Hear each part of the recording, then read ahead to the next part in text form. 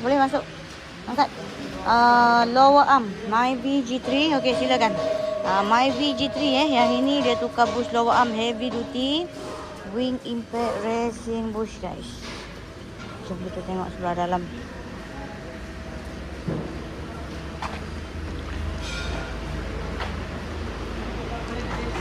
Honda CVFD tu dia tukar trailing arm. Tu yang tadi lower arm Myvi G3. Yang ini Myvi G3.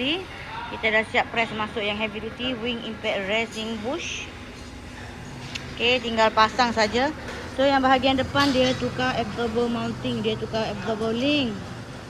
Dia punya bar bush pun kita tukar pakai yang start bush pun pakai heavy duty. Okey, so yang ini kita ada Honda GD tadi. Honda GD yang ini dah siap pasang brake depan single port 11 inci. Nampak tu guys.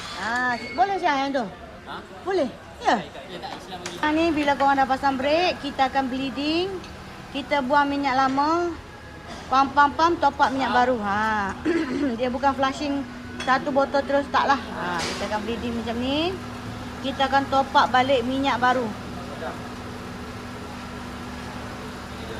Okey, yang ni dia ambil single port 11 inci. Rotor PCD 4 lubang 100, dapat corak kaliper pin baru, piston dalam semua baru. 1 tahun warranty. Ni untuk rem 15, rem 16 pun boleh lah. Kalau abang tak nak yang besar-besar, boleh ambil yang ini. Okey, so yang sebelah sini, kiri kanan pun kita dah siap pasang. Kiri kanan dah siap Contoh ni kita akan pam. Top up minyak baru. Nampak? Dah siap. Okay, CVFC. Ada apa masalah dia? Lampu marilah.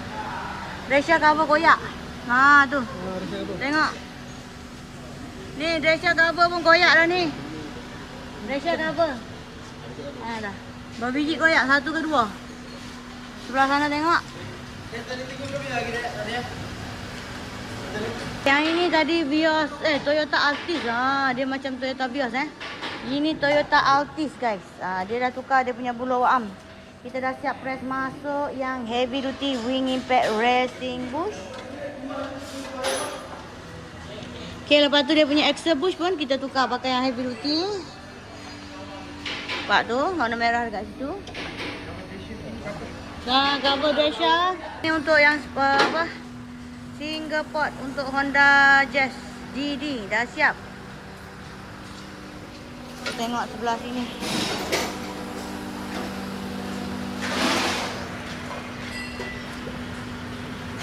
Test dulu. Untuk rem saiz 15 inci.